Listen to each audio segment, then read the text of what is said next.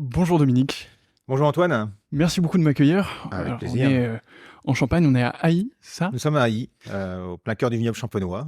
Exactement, donc j'ai pris le train ce matin depuis Paris et me voilà dans les vignes de Champagne, donc c'est un bonheur pour moi d'être ici. Alors on a déjà fait un petit tour ensemble, tu m'as montré quelques vignes et on est passé aussi voir les cuves et les barriques. Voilà. J'ai pas encore vu la cave, mais ce sera cet après-midi. Cet J'ai aussi hâte de après-midi, la voir parce qu'on m'a dit qu'elle était absolument magnifique. ça permettra d'être au frais. En On a une plus, belle journée d'été aujourd'hui, en pleine floraison de la vigne. Et donc l'après-midi, on réserve le temps d'aller en cave pour reprendre un peu de fraîcheur. parfait, et ben j'ai hâte de pouvoir y aller. Alors on va parler de beaucoup de choses forcément parce que tu as une carrière qui est déjà très riche et tu as beaucoup de choses aussi à raconter sur l'Allier. Mais avant tout, est-ce que tu peux te présenter? Alors, je suis Dominique de Marville. Je suis rentré au sein de la Maison de l'Allier, ça fait maintenant 2 ans et demi, après un peu plus de 30 ans de carrière champenoise. Même si au départ, ma vie ne m'orientait pas forcément vers le vin et la vigne. Je suis né dans les Ardennes, très jolie commune de Sedan, au cœur des Ardennes, tout près de la frontière belge. Et en fait, au départ, quand j'étais jeune et ensuite adolescent, j'étais plutôt attiré par le métier de l'agriculture. Mon rêve aurait été d'être fermier, voilà, tout Ok. simplement. Mais en fait, une rencontre a tout simplement fait légèrement dévier ma route et j'ai quitté le monde de l'agriculture après des études agricoles au lycée agricole de Rethel, dans les Ardennes. Mon meilleur ami à l'époque, qui était juste à côté de moi en classe, était fils de vigneron et petit-fils de vigneron en Champagne. Et tout simplement, en septembre 85, c'était pas hier, hein, c'était avant-hier, déjà, en septembre 85, Jean-Marc Charpentier, qui est maintenant un vigneron champenois, qui a repris l'exploitation familiale, qui est installé à Charly-sur-Marne, près de Château-Thierry. Jean-Marc m'a tout simplement invité à venir faire les vendanges.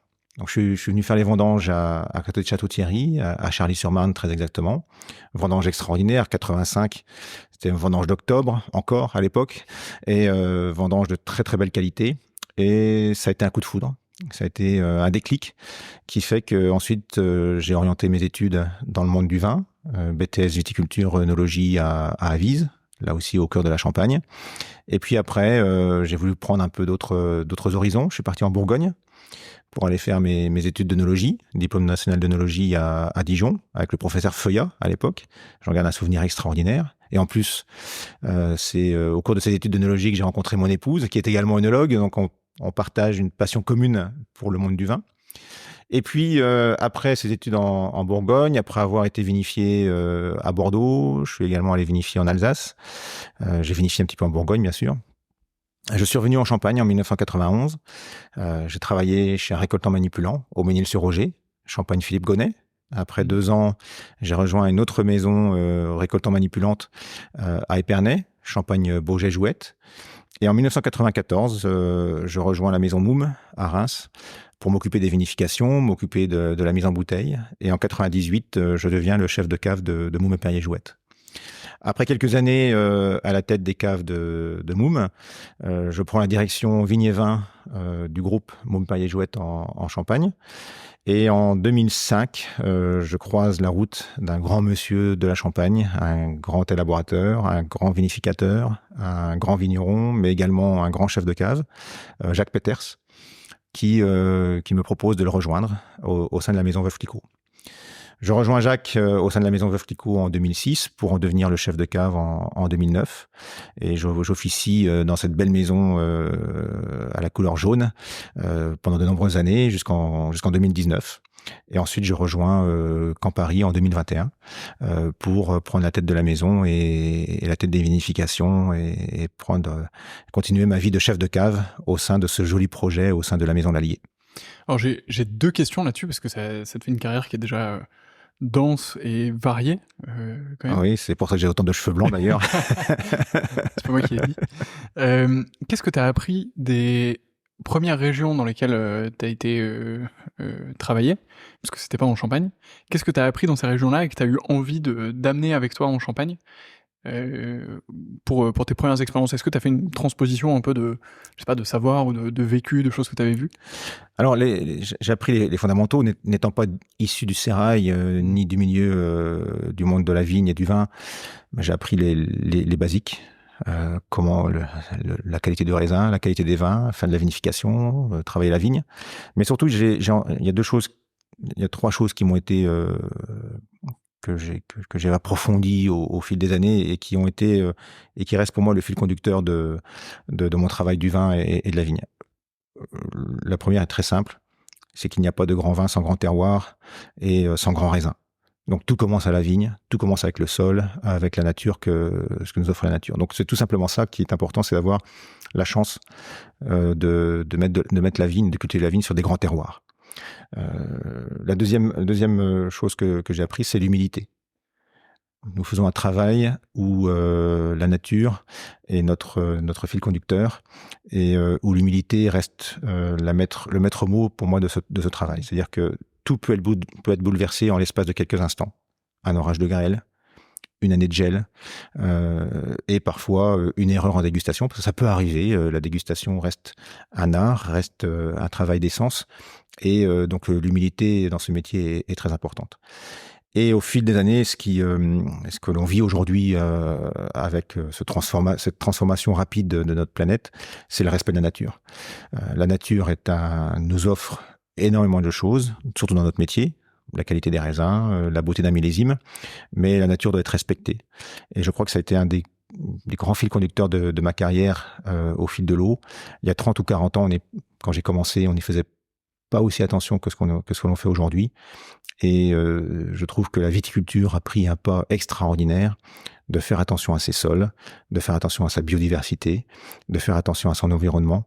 Et je trouve que ça a été pour moi un des fils conducteurs aussi de ma carrière, de cette attention à nos terroirs pour pouvoir, bien sûr, les respecter, pour pouvoir être certain qu'ils puissent continuer à nous produire d'excellents raisins et donc d'excellents vins, mais également pour pouvoir les transmettre aux générations futures, parce que dans notre métier, la transmission est une courroie de distribution qui est indispensable. Ah, c'est clair. Tu as cité toutes les choses que moi j'ai appris justement en m'intéressant au monde du vin, cette humilité permanente à tout instant vis-à-vis de la nature, vis-à-vis de soi-même aussi pendant les dégustations et autres. C'est absolument incroyable. Et la transmission qui est cruciale, le fait d'essayer de passer cet endroit de la meilleure manière possible, dans les meilleures conditions. Ça a été au cours de ta carrière et ça fait une vingtaine d'années du coup que tu es en Champagne? Ça fait même... Je suis revenu en 91 en Champagne, donc ça fait un peu plus de 30 ans. Je vais faire ma 33e ou 34e vendange consécutive en Champagne. C'est pas mal. Ça commence à compter, effectivement. Comment est-ce que tu as vu justement la Champagne évoluer de manière globale sur ces 30 années sur tous les aspects que tu as envie de citer, mais en termes de culture, en termes d'économie, en termes de public visé aussi. Comment est-ce que tu as vu les choses ces 30 dernières années évoluer? Alors là, on pourrait y passer 3 ou 4 heures, mais j'essaie d'être un peu plus court. Bon, tout simple. Il y a 3 grands aspects qui, je pense, ont dominé ces 30 dernières années. Le premier, au niveau international. La Champagne s'est internationalisée. Beaucoup plus que ce qu'elle était quand je suis arrivé. Je suis arrivé en 91, dans les années 90, et ça a été le boom de l'exportation des vins de Champagne dans le monde. Quand je suis arrivé en Champagne, 65%, pratiquement 2 bouteilles sur 3 étaient consommées en France. Aujourd'hui, il n'y en a plus que 45%. Alors c'est pour un niveau de production constant, c'est-à-dire qu'en 90, on produisait 300 millions de bouteilles, on en produit toujours 300 millions de bouteilles. Sauf qu'elles vont beaucoup plus loin. Elles sont beaucoup plus exportées vers des pays comme les États-Unis, qui ont toujours été des amateurs de champagne, l'Angleterre, bien sûr, qui reste de grands amateurs, l'Italie, qui est également un pays amateur de champagne. Mais d'autres pays se sont ouverts, je pense notamment au Japon, qui est devenu le 3e marché du champagne cette année. Et on sent une appétence internationale pour le champagne. Donc ça, c'est le premier grand bouleversement, j'aurais tendance à dire, de la vie que nous avons ici en Champagne. D'ailleurs, on le voit, on a de plus en plus de touristes qui viennent de nombreuses destinations et de partout dans le monde. Le deuxième grand changement auquel on fait face, je pense que ce sera pas une surprise, ça sera une surprise pour personne, c'est le changement climatique. Quand j'ai démarré dans ce métier, ma première vendange, c'était au mois d'octobre 1985. c'était il y a à peine 40 ans. Aujourd'hui, on fait plutôt les vendanges fin août, début septembre. Donc les vendanges sont beaucoup plus précoces, 15 jours à 3 semaines. Et si les vendanges sont plus précoces, ça veut dire que le cycle de la vigne est aussi beaucoup plus précoce. Et donc, ça a été un des grands changements que j'ai pu vivre dans ma carrière, c'est qu'il a fallu s'adapter à des maturités de raisins qui sont différentes et forcément à des adaptations de la vinification qui doivent se faire au cours de ce temps. Et donc ça, c'est le deuxième gros changement, c'est ce changement climatique qui est pour l'instant, je pense, plutôt favorable à ce que l'on vivait en Champagne, parce qu'on arrive à aller sur des cycles de maturité beaucoup plus longs, on arrive à avoir des raisins de niveau de maturité un peu plus important que ce qu'on avait dans le passé, et ça a été plutôt favorable à la qualité de nos vins jusque maintenant. Et la troisième évolution qui a été assez importante, c'est l'attention que l'on porte à la terre, l'attention que l'on porte à la nature, au respect de cette nature, l'attention que l'on porte à notre environnement tout simplement. On le voit bien, dans les années, jusqu'à la fin des années 90, la chimie était présente partout, on faisait beaucoup moins attention à la terre, au sol, à la nature que ce que l'on fait aujourd'hui. Et je trouve que ce virage, la Champagne l'a pris très rapidement. Il y a eu un travail de fond fait par les Champenois qui a été extraordinaire. Je tiens à souligner dans ce passage le rôle des équipes techniques du CIVC et du CIVC lui-même qui a fait un travail extraordinaire pour mobiliser les vignerons champenois. Le collectif champenois reste quelque chose d'extraordinaire dans notre dimension champenoise. Et on sait faire ce qu'il faut quand il faut faire front.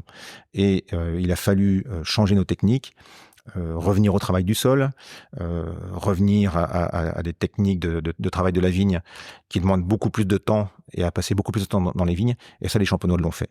Donc bravo et continuons ainsi. Et c'est quelque chose que tu expliquais tout à l'heure sur...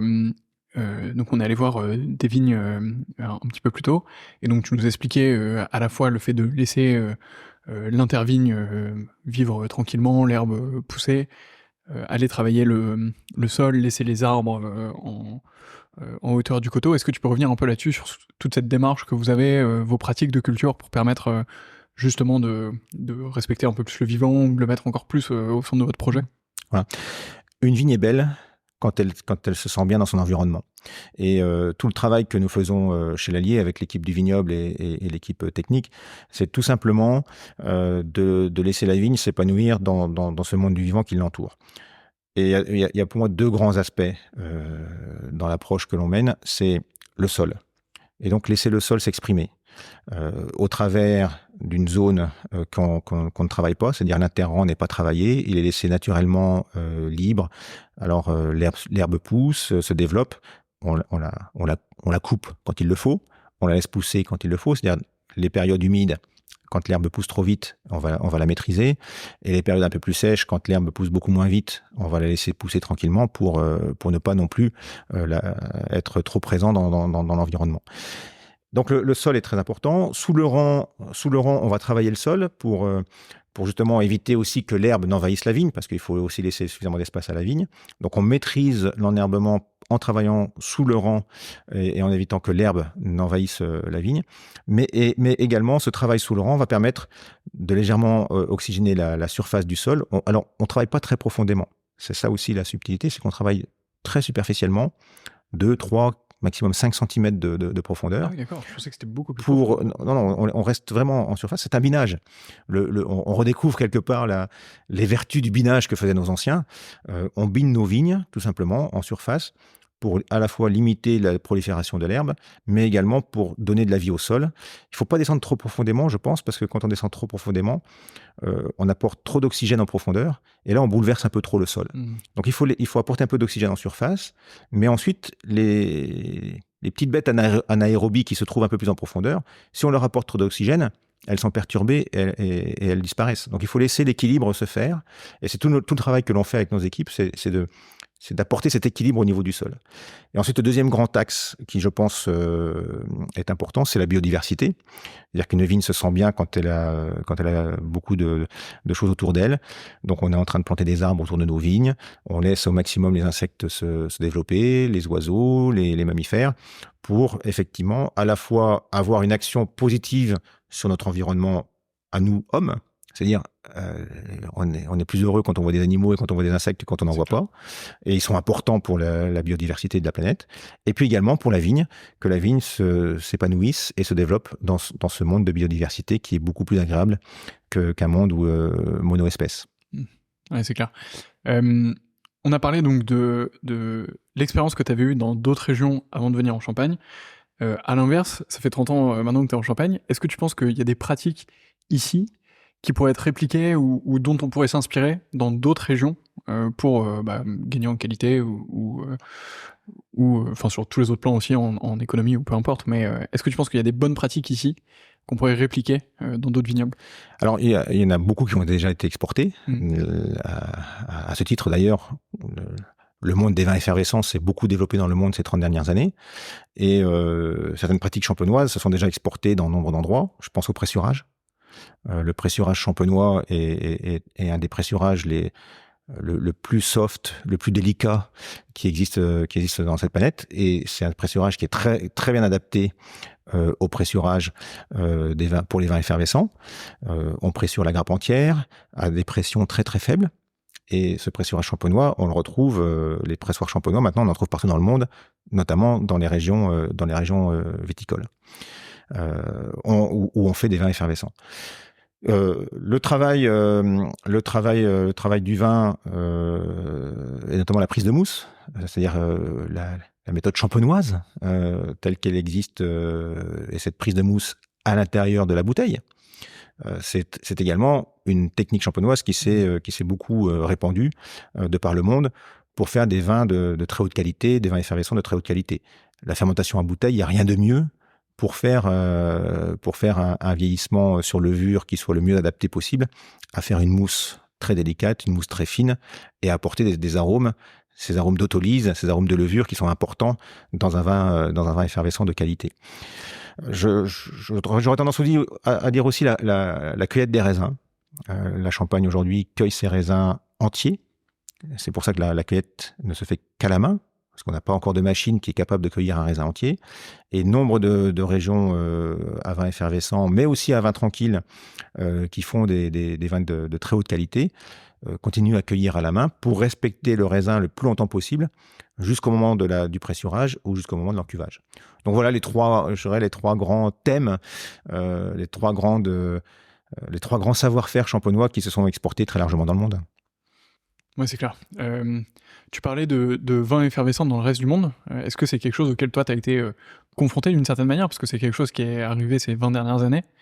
De l'extérieur, j'aurais tendance à dire que...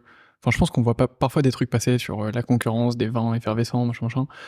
Je suis pas sûr que ça existe vraiment de mon point de vue extérieur, mais je pense que je suis moins expert que toi là-dessus. Je pense que c'est plus quelque chose qui fait gagner en maturité tout le secteur. En fait, peut-être que tu découvres les vins effervescents en dégustant X ou Y dans n'importe quel pays, mais du champagne, ça peut venir que d'un seul endroit, donc forcément tu finis par y arriver, ou en tout cas par incorporer ça dans tes dégustations. Mais est-ce que c'est quelque chose que toi t'as remarqué justement, ou qui t'a touché d'une manière ou d'une autre, ce développement des vins effervescents? Alors je te rejoins complètement sur le fait que il y a pas de concurrence entre le champagne et les autres vins effervescents. Il y a des savoir-faire communs, il y a des approches communes, et parfois des approches très différentes d'un secteur à l'autre. Il n'y a pas une seule méthode pour faire un vin effervescent ou faire... Voilà. Par contre, il y a une seule méthode pour faire un champagne, ça c'est clair. Il y a une concurrence pour faire des vins rouges, en fait des vins rouges, il y en a pas. Ouais. Donc, plus il y aura de producteurs de vins effervescents dans le monde, et plus on touchera de consommateurs qui s'intéresseront à la bulle, et plus ça sera favorable pour le champagne.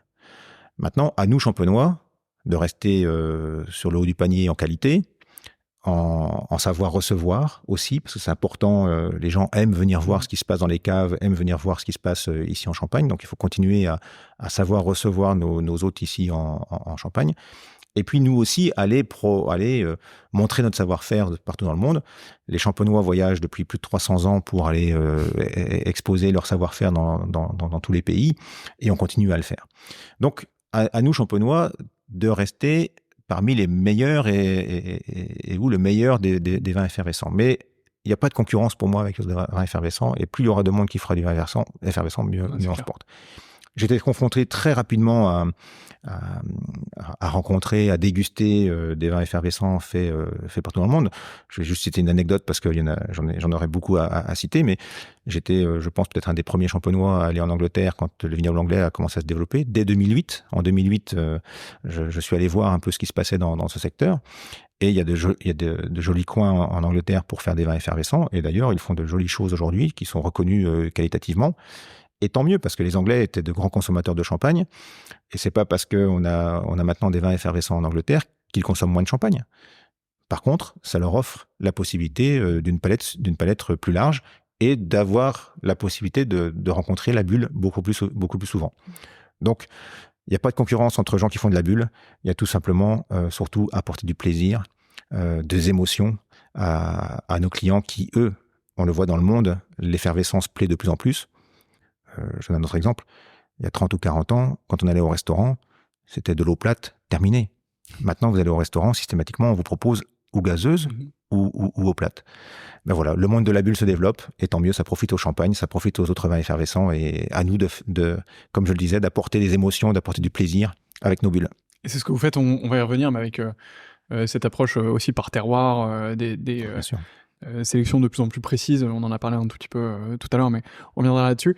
Justement, pour les personnes qui nous écoutent, sachez que ce podcast est aussi disponible sur YouTube en vidéo, et qu'avec Dominique, on a fait aussi un petit tour en vidéo donc dans les vignes et aux cuves, et donc on est revenu sur pas mal de notions qui sont intéressantes, donc si vous voulez aller les voir, le lien de la vidéo, tout ça, ce sera évidemment en description, mais donc il y a toute une visite en parallèle de ce podcast qui sera disponible sur YouTube. J'aimerais juste qu'on revienne sur un point un peu technique, parce que pour les personnes qui ont vraiment la flemme d'aller voir les vidéos, je pense que c'est intéressant de l'avoir dans ce podcast.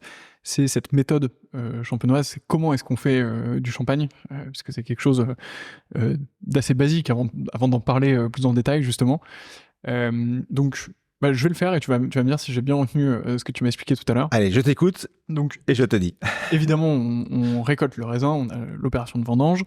On a ensuite ce pressurage dont tu as parlé tout à l'heure, donc on vient presser la grappe de raisin pour en extraire le jus. De là, il va y avoir une première fermentation, qui est la fermentation alcoolique. En gros, on transforme le sucre en alcool. Donc le sucre qui est contenu dans le raisin est transformé en alcool.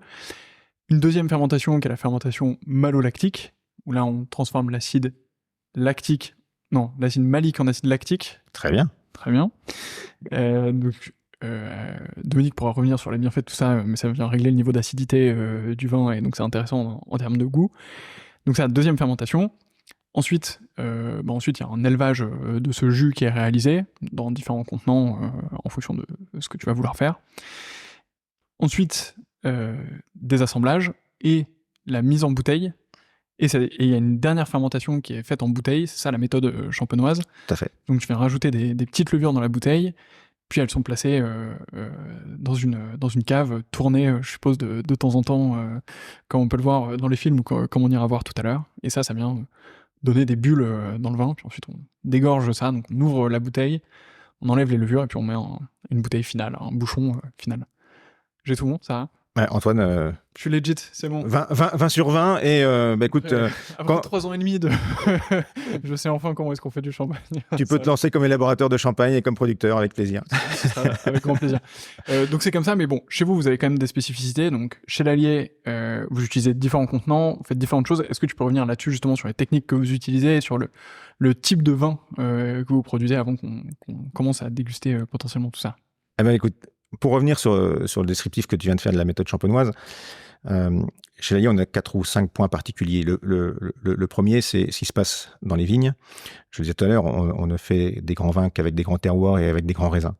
Mais surtout, on va vinifier séparément ces terroirs. C'est-à-dire qu'on va s'attacher au sein de la maison de l'Allier, au cours des fermentations qui vont se faire ou en barrique ou en inox, puisqu'on utilise les 2 contenants chez l'Allier, je vais y revenir. On va faire des vinifications parcellaires. C'est-à-dire qu'on va respecter le plus possible l'origine des raisins, l'origine des terroirs. Pourquoi ? Parce que plus on aura de terroirs à notre disposition, et plus on aura de diversité à nos dispositions pour faire l'assemblage, plus précis sera l'assemblage. Donc vinification parcellaire le plus possible. Donc, autrement dit, vous récoltez pas tout le raisin que vous mettez dans une cuve et que vous mélangez. Vous essayez vraiment de dire ce raisin vient de tel endroit précisément, et d'apporter une précision ensuite voilà. dans l'assemblage. Et donc les fermentations en cuve ou en barrique vont se faire terroir par terroir, cru par cru et cépage par cépage. Ça, c'est un des premiers points qui est très important.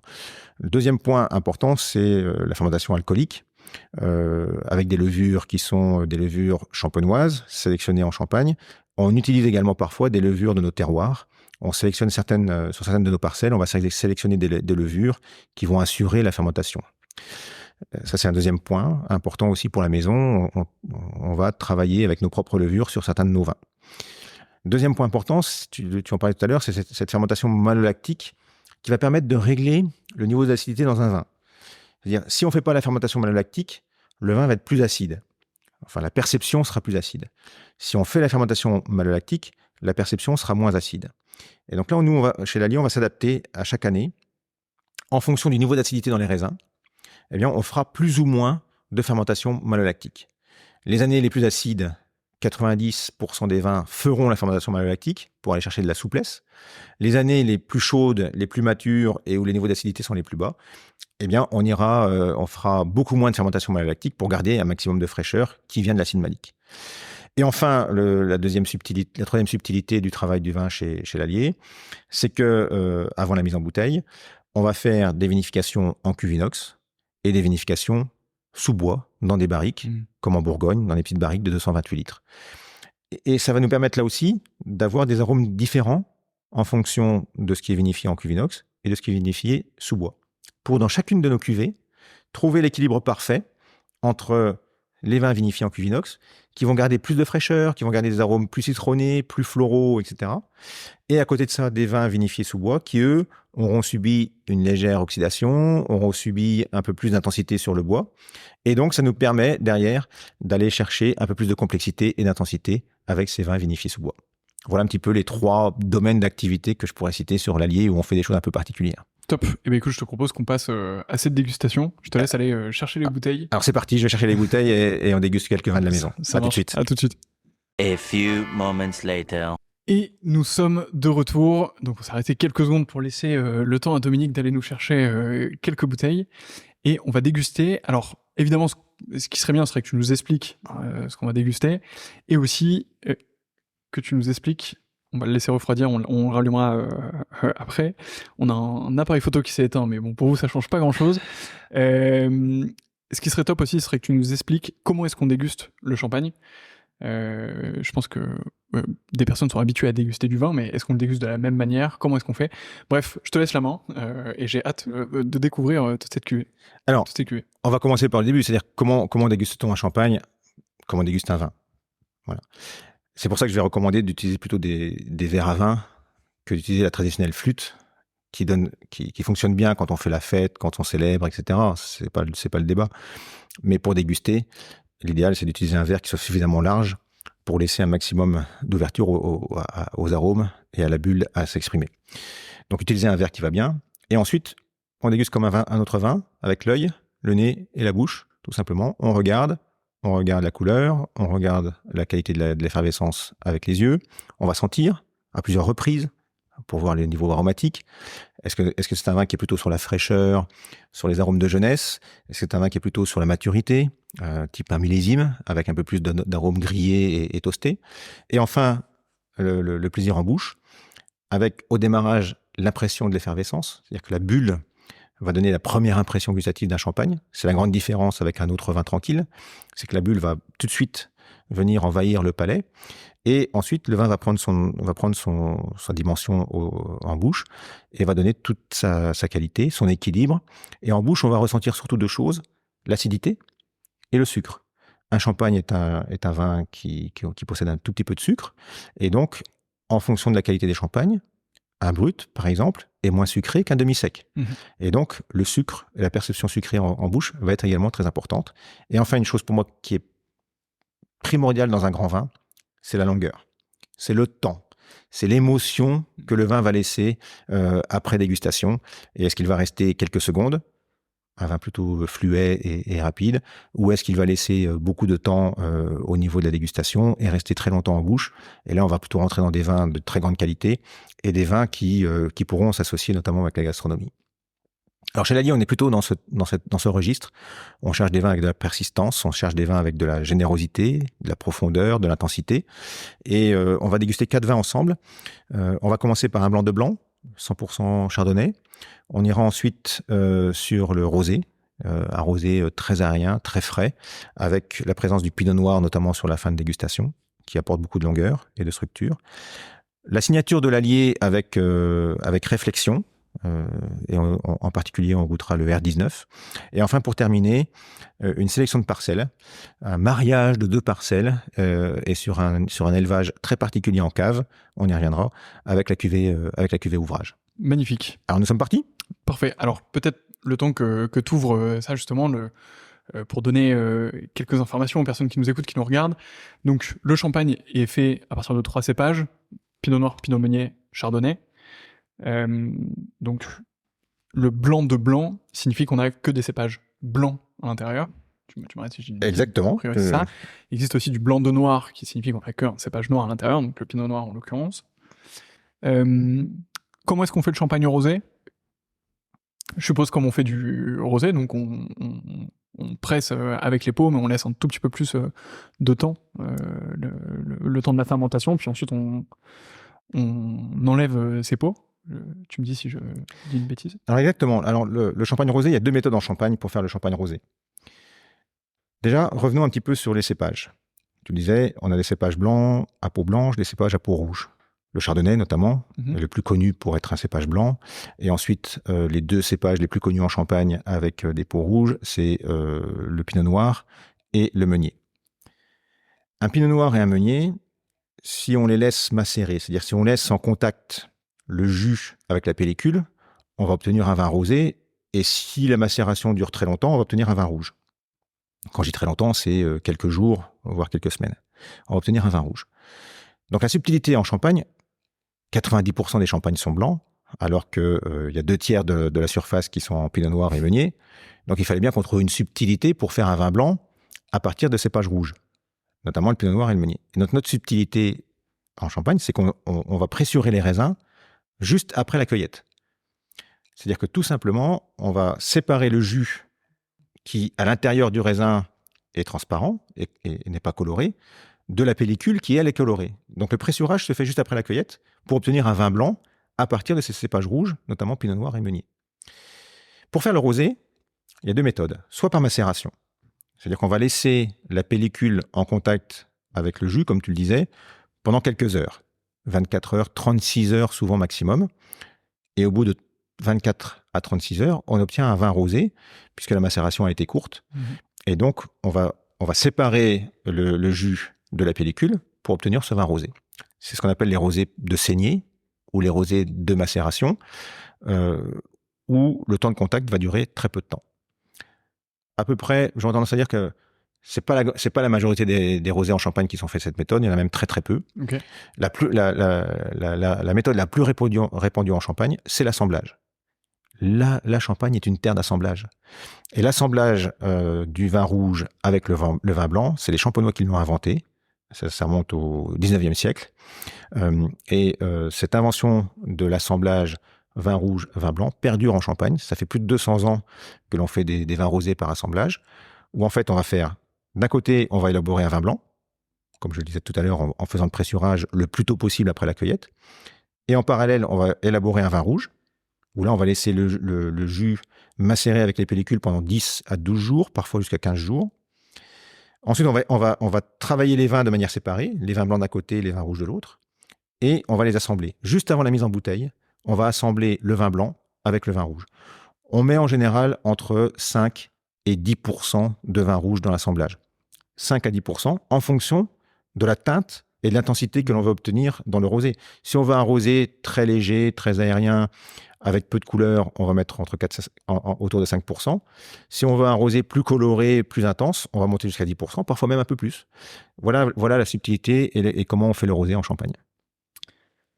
Parfait. Eh ben, merci beaucoup pour ces informations. Je pense qu'on est tous, on a tous gagné en compétences, en niveau dessus, sur cet assemblage entre vin rouge et vin blanc pour faire du rosé en Champagne. Voilà. Et j'en profite maintenant pour servir le blanc de blanc. Le blanc de blanc. Merci beaucoup. Alors évidemment, pour les personnes qui nous regardent ou qui nous écoutent, l'abus d'alcool est extrêmement dangereux pour la santé, consommez-le avec modération.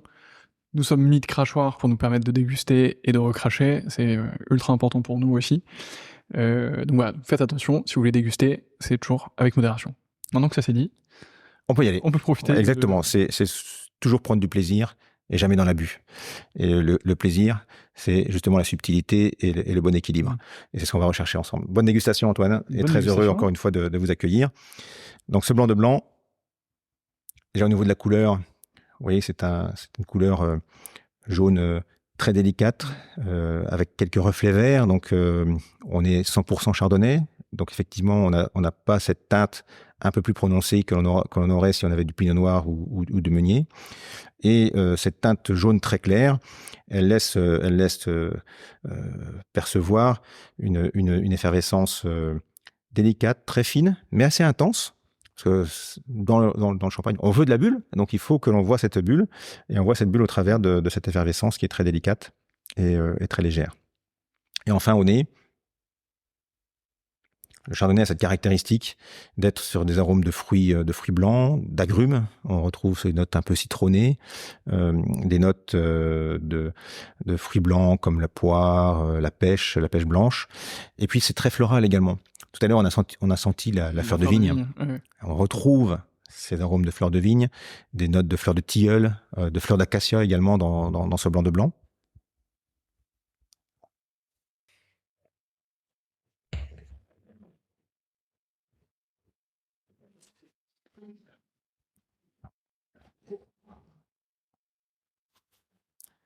Et à la dégustation, le blanc de blanc, c'est un champagne, et c'est pour ça que je commence toujours par le blanc de blanc.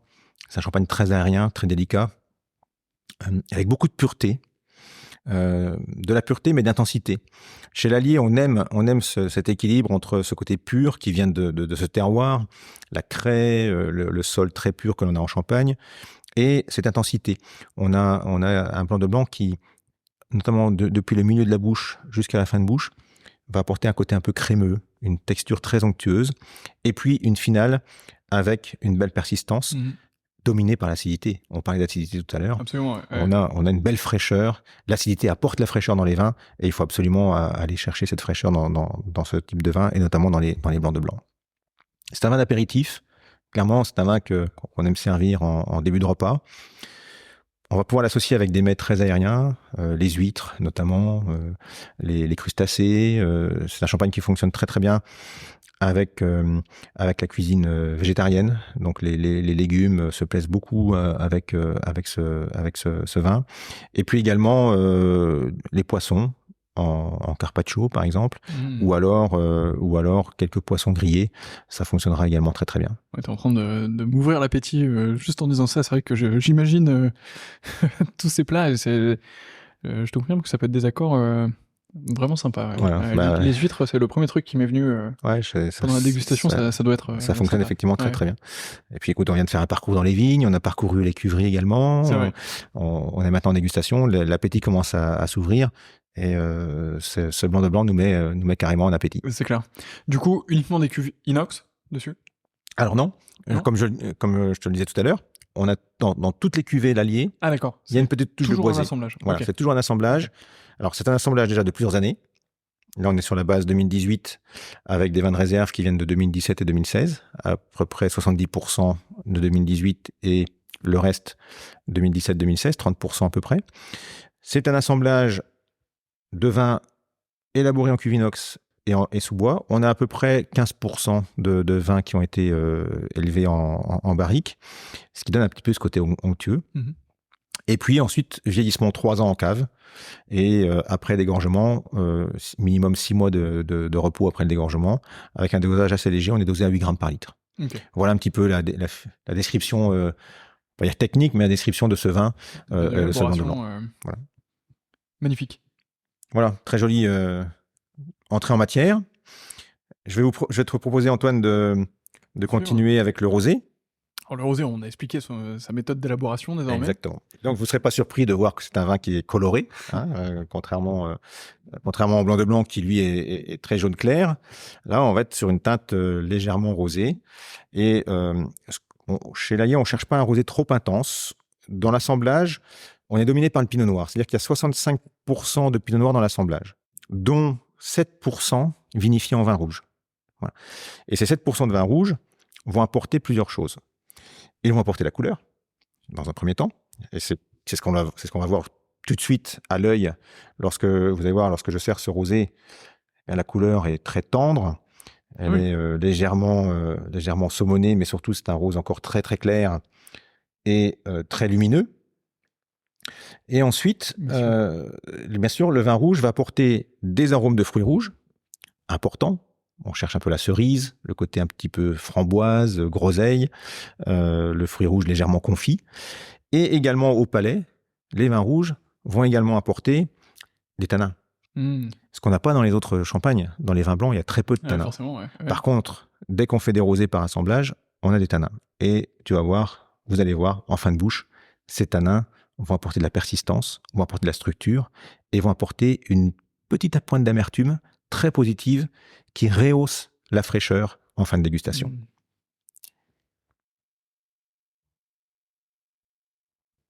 Voilà. De nouveau, trinquons. Toujours. À la santé et à votre santé. Et on retrouve au nez ce côté... moi, j'aime les rosés pour leur côté charmeur. C'est-à-dire que ce côté fruits rouges va apporter beaucoup de charme, va apporter beaucoup d'émotion au niveau olfactif qu'on ne retrouve dans aucun autre champagne. C'est pour ça que j'aime bien cette particularité des rosés. Et il faut que ces rosés apportent cette émotion fruitée. Si on aime les fruits rouges, on aime le rosé.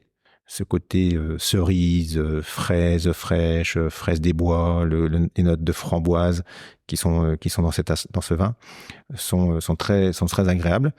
Et c'est pour ça que le rosé, souvent, les gens le consomment là aussi juste pour lui-même, parce que ce côté plaisir instantané est beaucoup plus intense au niveau des arômes. Et enfin, en bouche.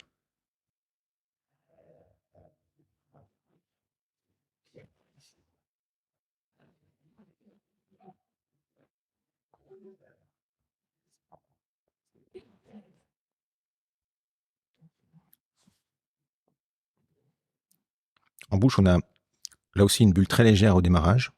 Ça, c'est la caractéristique des champagnes qui vieillissent suffisamment longtemps. On est sur des vieillissements de 3 ans. Et plus le champagne va vieillir, plus la bulle va s'affiner. Donc une bulle très, très légère, très onctueuse. On retrouve le fruit rouge au démarrage de la dégustation. Et ensuite, c'est le vin qui va prendre sa place, notamment par sa fraîcheur, l'acidité qui va arriver, qui va donner beaucoup de longueur. Et puis, en finale, ce côté... cette petite pointe d'amertume qui apporte une très légère sécheresse, qui rehausse et qui donne encore plus d'ampleur à l'impression de fraîcheur de ce vin. C'est un rosé très frais. C'est un rosé qui est parfait quand on aime le rosé pour lui-même, juste pour se faire plaisir. Mais également, là aussi, pour aller sur des plats très aériens. Moi, je l'aime beaucoup sur les crustacés, la langouste, sur une coquille Saint-Jacques, sur un homard par exemple, ça fonctionne très très très bien. Ou alors en opposition sur un dessert, mais sur un dessert peu sucré, sur une tarte aux cerises, mais la petite cerise, la petite griotte, pas la cerise trop charnue, la petite griotte qui a gardé son côté acidulé. Ou alors sur une salade de fraises tout simplement, voire sur une salade de fruits exotiques, ça fonctionne également très très bien. Voilà. J'espère que ça t'a plu ce rosé. Ouais, très sympa. C'est ultra intéressant. Le côté légèrement tannique que tu mentionnes aussi, on le ressent un petit peu. Et ce côté un tout petit peu d'acidité à la fin qui revient, c'est ultra agréable. Et ce travail de l'assemblage est très important sur le rosé pour apporter cette petite trace, cette petite perception tannique en fin de bouche. Mais il ne faut pas qu'elle soit trop dominante, parce que sinon elle prend le dessus sur le vin et elle peut déséquilibrer le vin. Il faut garder cet équilibre entre suffisamment de profondeur et cette petite touche de fraîcheur apportée par ces tanins en finale. Très d'accord. Voilà. On continue le voyage. Découverte. Et nous allons continuer avec la signature de la maison, qui est la cuvée Réflexion. Alors Réflexion pour 2 raisons. Réflexion, parce que c'est déjà le reflet de la signature Lallier, du style Lallier. cet équilibre qu'on va rechercher dans les 4 émotions, dans les 4 caractères du style Lally qu'on recherche, entre la pureté, l'intensité, la fraîcheur et la profondeur. Donc la cuvée réflexion, tout le travail de l'assemblage va être de retrouver l'équilibre parfait de ces 4 émotions, de ces 4 caractères du style Lally. Et enfin, le reflet également de l'année qui domine l'assemblage. C'est un assemblage multimillésimé, c'est un assemblage multi-année. On a dedans plusieurs vendanges. La vendange qui domine, réflexion 19, signifie que la vendange qui domine, c'est la vendange 2019, mais également quelques vins de réserve. Alors chez Lally, on en utilise très peu.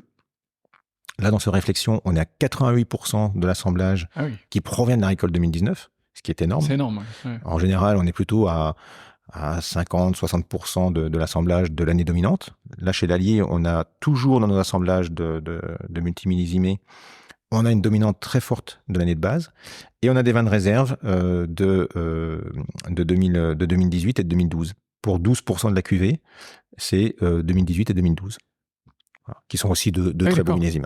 Je ne savais pas que on faisait des assemblages aussi lointains dans les jus. Les vins de réserve. Que 2012. Okay. Les vins de réserve en Champagne, on peut remonter jusqu'à 5 ans, 6 ans, voire même 10 ans. Il y a des vins de réserve. Moi, j'ai connu des vins de réserve qui avaient plus de 20 ans et qui étaient encore extraordinaires. Mais en général, on garde les vins de réserve que l'on conserve, sont les vins de réserve qui proviennent de très grandes années. Et on réserve souvent, les champenois conservent les meilleurs vins. C'est-à-dire que la qualité d'une maison se voit au travers de la qualité de son brut sans année, de son assemblage multi-année. Et si on veut faire des grands assemblages de non-millésimés, de multi-année, il faut avoir des belles réserves. Il faut avoir des belles réserves. Et donc, si on veut que ces réserves se conservent bien, souvent, on conserve parmi les meilleurs vins dans nos cuves de vins de réserve. Donc, si un jour vous étiez une maison de champagne, que vous avez la chance de goûter les vins de réserve, c'est un moment extraordinaire. Ce sera pour la prochaine fois. On n'a pas eu le temps aujourd'hui, mais ce sera pour la prochaine fois. Avec grand plaisir, c'est noté. Pour l'épisode 2 de ce podcast.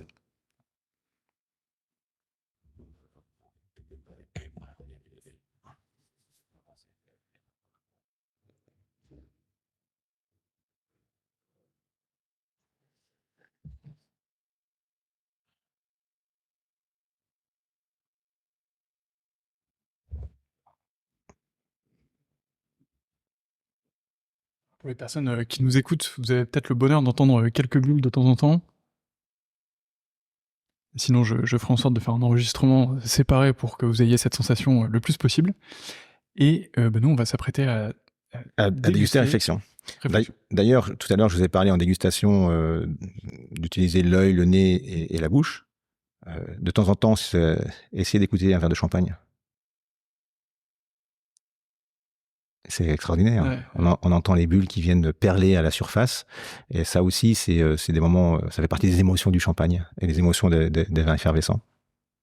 On pourrait me bercer sans problème. Ah, on pourrait presque s'endormir, mais pas tout de suite. Voilà.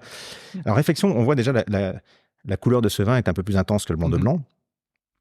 Tout simplement parce qu'on utilise et du pinot noir et du chardonnay dans l'assemblage. En général, le pinot noir est autour de 55-56%. Le reste, c'est le chardonnay.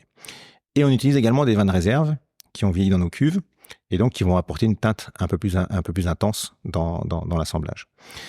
Au nez, lorsqu'on sent ce réflexion R19,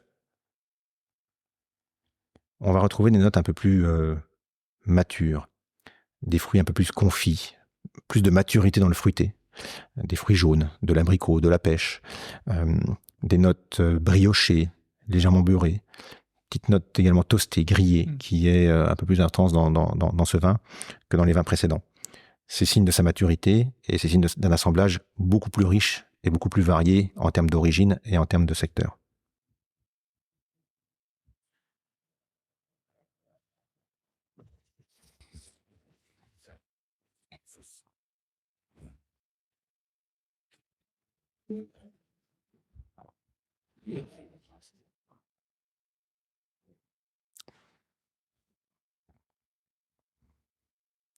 Et enfin, en bouche, une explosion de sensations.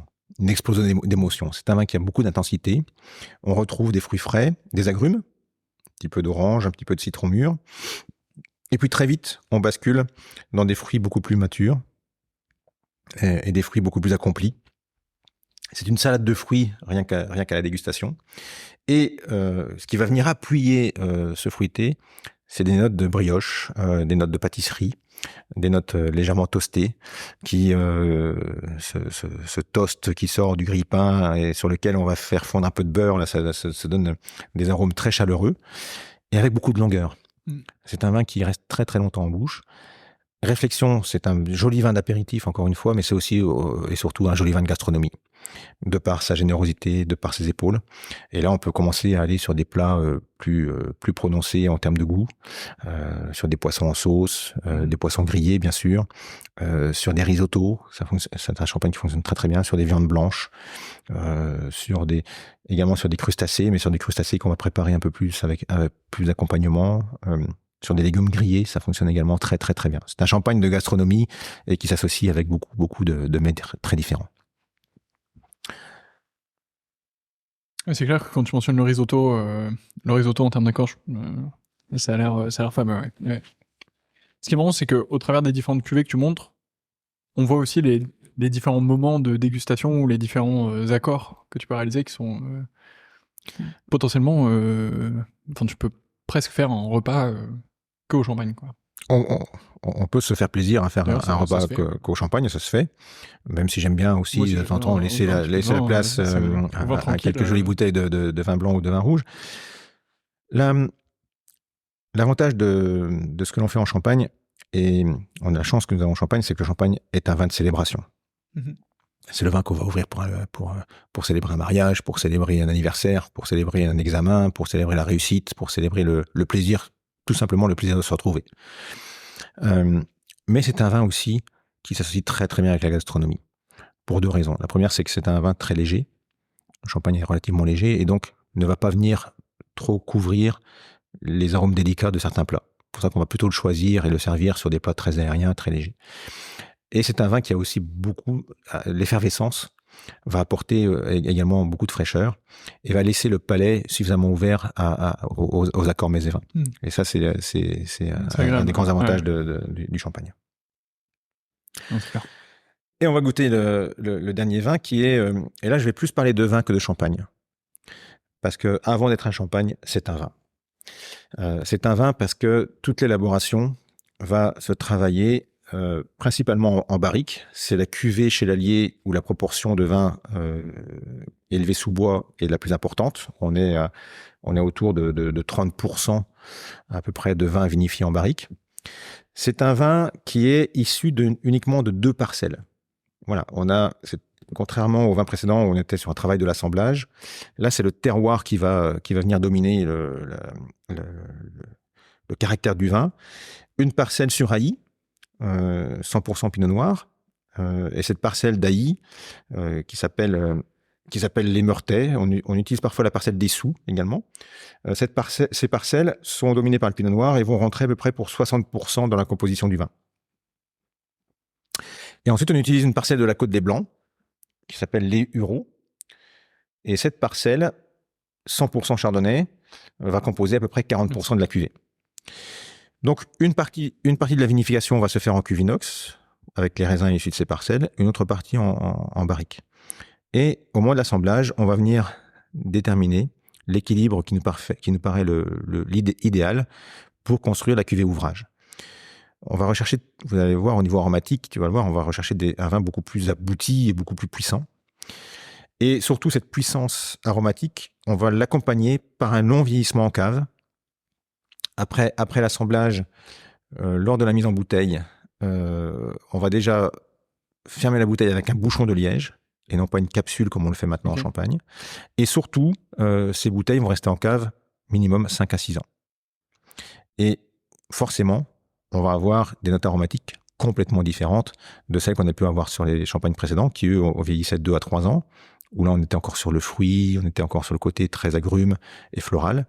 Là, on va rentrer dans des notes beaucoup plus épicées, toasté, grillé, voire des notes sur lesquelles on va retrouver des notes de pain d'épices, voire de tabac. Voilà, bonne dégustation avec cette cuvée Ouvrage. Toi aussi, merci pour ces découvertes. Voilà. Ah oui, en effet, ouais, c'est honneur et rien que connaît, c'est... C'est beaucoup plus intense. Déjà, la couleur, on le voit, c'est une couleur beaucoup plus dorée. C'est un vin qui a beaucoup plus de présence à l'œil. La bulle est encore une fois très très fine, plus légère, plus délicate que dans les précédents, moins intense. Et surtout, au nez, c'est une explosion d'arômes. On a quitté l'univers du fruit. On est plus sur des univers un peu plus chauds, de miel, miel d'acacia, miel de châtaigne. On va trouver des notes de tabac frais. On va ensuite partir sur des notes beaucoup plus briochées, grillées. On va retrouver du pain grillé, on va retrouver même du pain d'épices au niveau aromatique.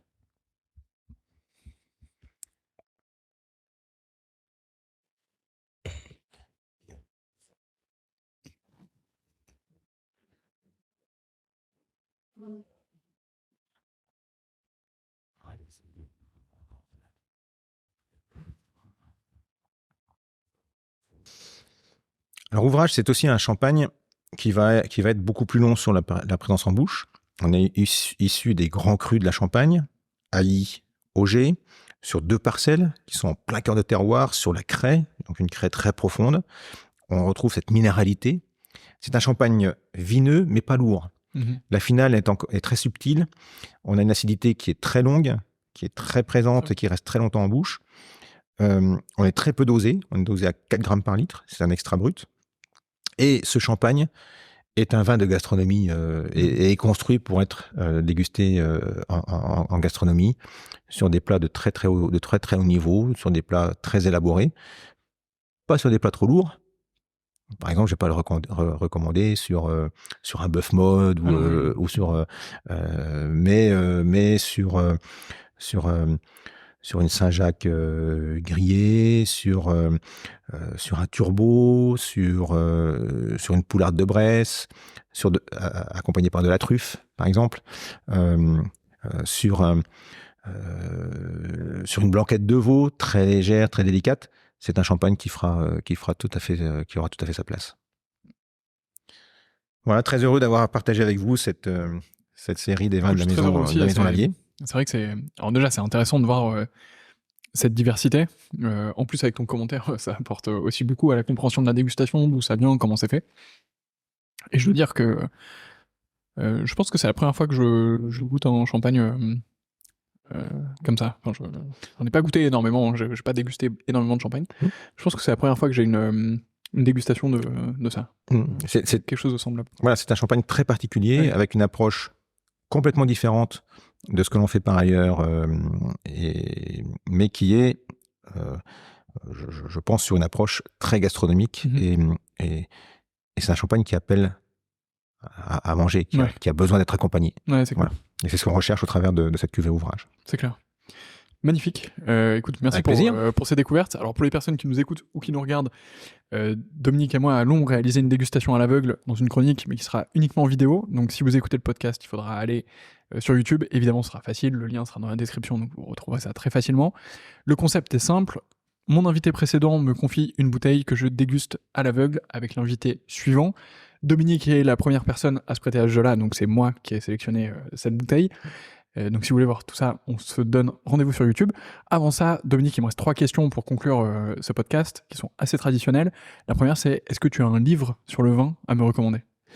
Alors, si j'avais un livre à te recommander sur le vin, et notamment sur le champagne, je recommanderais l'Encyclopédie du champagne par Tom Stevenson, et qui a été réécrit récemment par Essi Havlan, qui est vraiment la Bible du champagne, depuis le terroir jusqu'à la bouteille terminée. Parfait. Et ben écoute, ce sera l'occasion d'approfondir mes connaissances là-dessus. Je l'achèterai. Est-ce que tu as une dégustation coup de cœur récente ? Alors, dégustation coup de cœur récente. J'ai un vin coup de cœur que j'ai beaucoup aimé, mais ça remonte à 5 ou 6 ans, donc c'est pas récent, même si j'ai bu beaucoup de vin et dégusté beaucoup de vin de ces dernières années. Mais j'ai eu la chance de déguster un Château Yquem de mon année de naissance. Donc c'était quand même pas hier. je parle de ma naissance. Mais il y a 6 ans, il y a Pierre Lurton qui m'a gentiment ouvert une bouteille de Château Yquem 1967, qui est un des grands millésimes de Château Yquem. Et j'en garde un souvenir et j'en ai encore des frissons. Merci Pierre de m'avoir permis de goûter ce vin. Bon, Pierre, si tu nous écoutes, moi ce sera 1996. C'est un peu plus récent, il doit en rester un peu plus. Mais ça fait plaisir quand tu veux. Qui est un très joli millésime également d'Yquem. Top, merci pour cette recommandation. Et enfin, qui est la prochaine personne que je devrais interviewer? Puisqu'on vient de parler de Château Yquem, allons-y avec Pierre Lurton. Parfait. Compte sur moi alors. On s'est croisés il n'y a pas très très longtemps, mais on n'a pas eu le temps de beaucoup échanger. Mais ce sera avec plaisir d'avoir Pierre Lurton. Dominique, merci pour toutes ces découvertes. Merci pour ton accueil aussi ici au Champagne-Lallier. On en a parlé un tout petit peu, mais vous êtes les bienvenus à venir visiter le Champagne-Lallier. Avec plaisir. Et merci Antoine d'avoir pris le temps de venir jusqu'en Champagne sur une belle journée ensoleillée, en pleine floraison de la vigne. Merci, c'est un plaisir. Hein. C'est pas le plus dur, donc ça va.